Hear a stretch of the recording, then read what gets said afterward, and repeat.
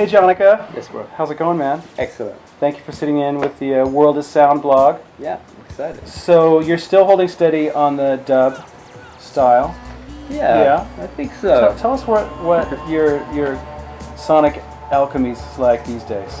Yeah, I don't feel like I've necessarily chosen a specific genre or style of music. I just make stuff, and whatever. I'm sure this is true for you and a lot of people who produce music, but you just, you react to inspiration and you make stuff. I mean, a lot of times I'll have a great lead element like a vocal or a sarangi part or something, and invariably it sounds that kind of like deep dubby, even if it's like a fast tempo. So it just kind of happens that way. Yeah. Well, I'm really digging the way that you're kind of pulling back into the drum and bass, and I always felt that like certain styles of traditional music match really well with certain styles of electronic music. Absolutely, yeah. Like Arabic and hip hop go really, really well together. Right. There's that Saidi melody kind of backbeat thing that works really well in like slower tempos, and then the tabla works so well with drum and bass.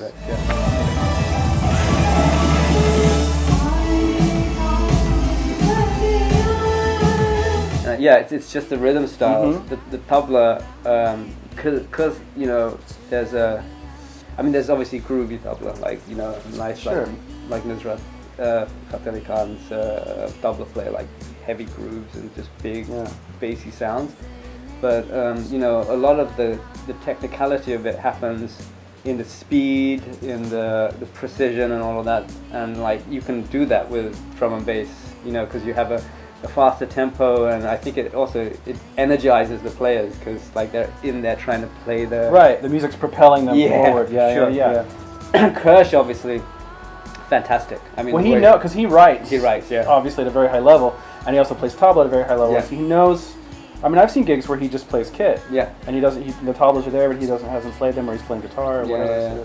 He's amazing. Dude. He is amazing.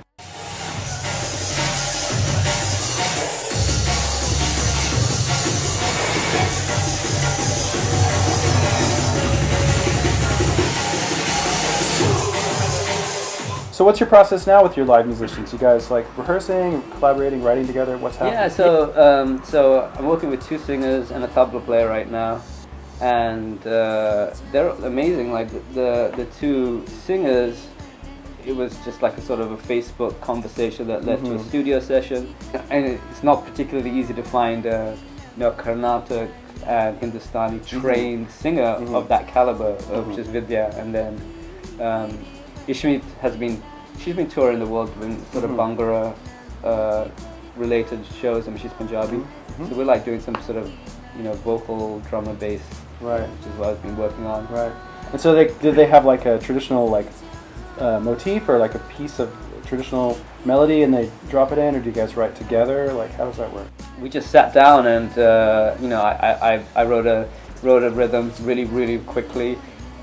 From scratch, and they said whether they liked it or not, and then they just start doing melodies over it. I would record it, maybe snip out specific motifs that are working really nicely, and then I would do some more production on it, and literally within an hour we would have something which would be a framework for a song. Not an arrangement, but like we'd have like the 3 or 4 main constituent parts, so then I'd make an instrumental of that, take the vocal out basically, and email it to them.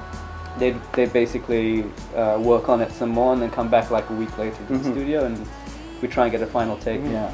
Well, let's check out some of the rig, and thanks for sitting back with us, and Dude, always good to chat.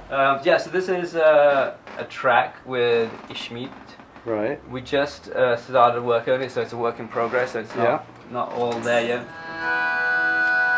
She plays the harmonium, which is fantastic. Yeah. So she actually wrote this part here. Beautiful.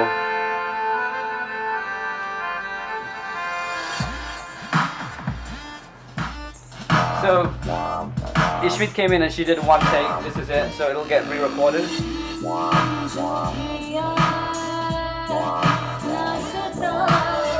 And this is Suhail, the sarangi player, who is staying with me for 2 months, starting September. We're playing Symbiosis and nice Superhero Street Fair too.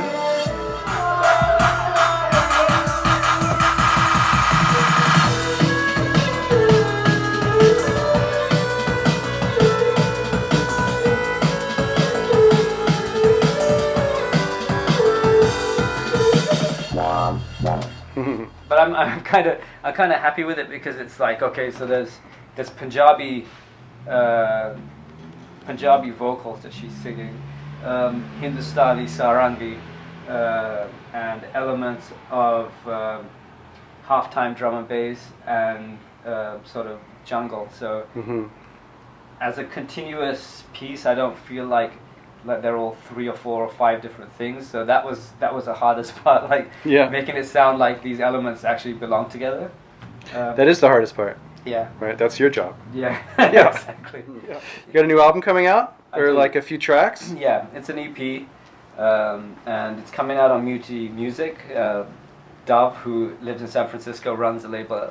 Just an amazing experience. This has been such an incredibly positive experience. Dove is awesome. Like, you know, he's straight up. He's representing underground music, stuff that he personally is invested in, and not in a necessarily a commercial sense or whatever. So I'm really feeling good about that.